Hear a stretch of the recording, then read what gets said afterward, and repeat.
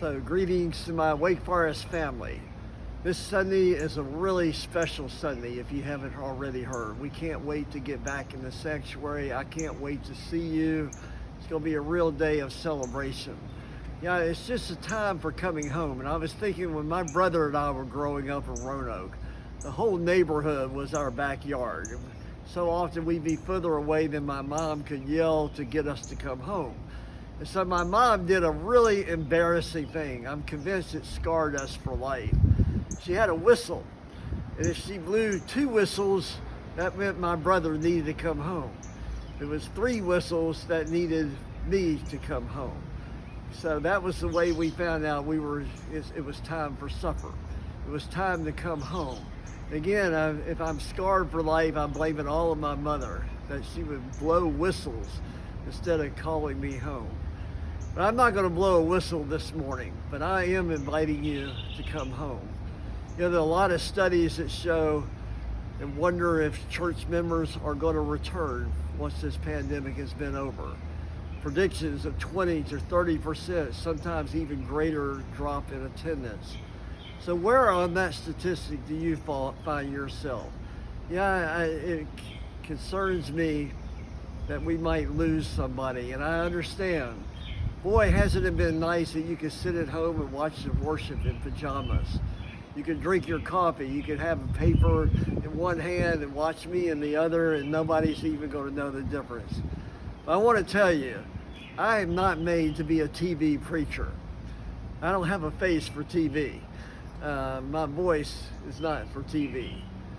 And the main thing is I have never figured out how to hug you virtually. We are wired to be together. There's a verse in Hebrews that kind of brings it all together. It says, and let us consider one another to stir up love and good works, not forsaking the assembling of ourselves together, as is the manner of some. So I just want to say, this Sunday is like a homecoming. We have an incredible service planned. More than anything, we are going to baptize 3 teenagers. We are having 2 different choirs singing. We're going to show the memories of our recent reunion time together with the children. We're going to worship God together. We're going to sit together. We're going to sing together. We're going to love together. We're going to come back into this house of the Lord. So I'm not blowing a whistle, but I'm pleading and calling you to consider, what does this mean for you? Because as God's people, we are wired for community.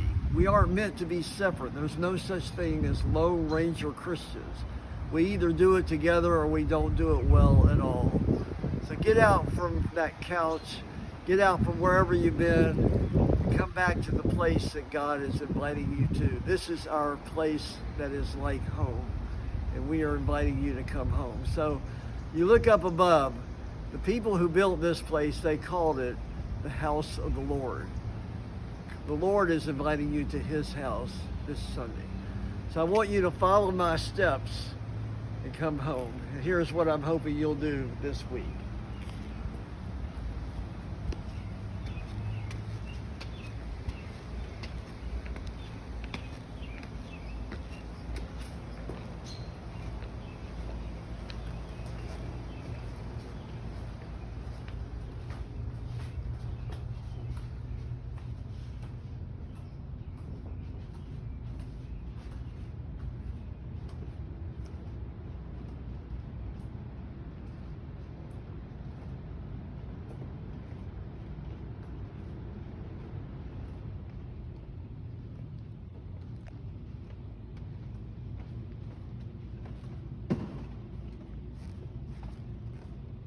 So here we are.